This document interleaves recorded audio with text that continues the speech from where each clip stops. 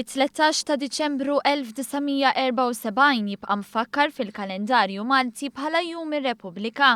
Ir-Reġina tar-Renju Unit ma baqgħetx kap tal-Istat u minflokha nħatar Ser Anthony Mamo bħala l-ewwel President tar-Repubblika ta' Malta. Saru tibdiliet fil-Kostituzzjoni tal-Indipendenza u Dom Mintov ġie ddikjarat l-ewwel Prim Ministru ta' Malta Repubblika. 41 sena wara, f'temp mill-isbaħ minkejja li ftit kiesaħ, saret il-parata tal-Forzi Armati ta' Malta li fakret dan il-jum tant għażiż. Għal-ħabta ta' 9:09 ta' filgħodu, il-parata telqet minn quddiem il-Monument ta' Kristu Re fil-Furjana u mexxiet lejn it-toroq tal-Belt Valletta minn Triq ir-Repubblika sa Pjazza San George. Tul it-triq b'mod partikolari minn quddiem il-Parlament fiż-żaħla tal-Belt sa quddiem il-Palazz tal-President, mijiet ta' persuni ta' kull età segwew il-parata u ħadu ritratti tas-soldati. Kienu esposti saluting guns, is-simboli ta' tradizzjoni, storja u drawwiet.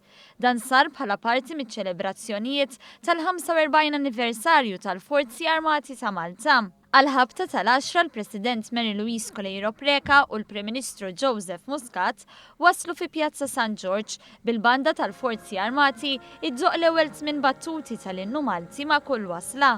Il-President imbagħad spezzjonat il-parata biex imbagħad saret wirja mill-banda.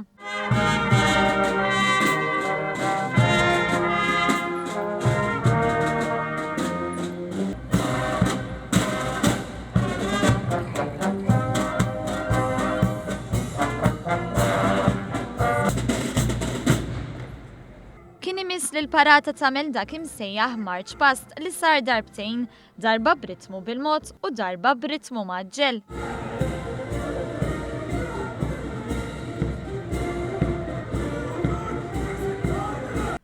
Wara li l-parata tat il-Present Arms u ndaq l-innu Malti, ġew sparati l-Foi de Joie, sparar li ħassat kemm xejn lil dawk preżenti fil-waqt li nstemaw xi bikjiet ta' tfal żgħar. Wara l-isparar tal-Foi de Joie kienu bosta tfal li bġirja waħda marru jiġbru l-iskrataċ li kienu fl-art.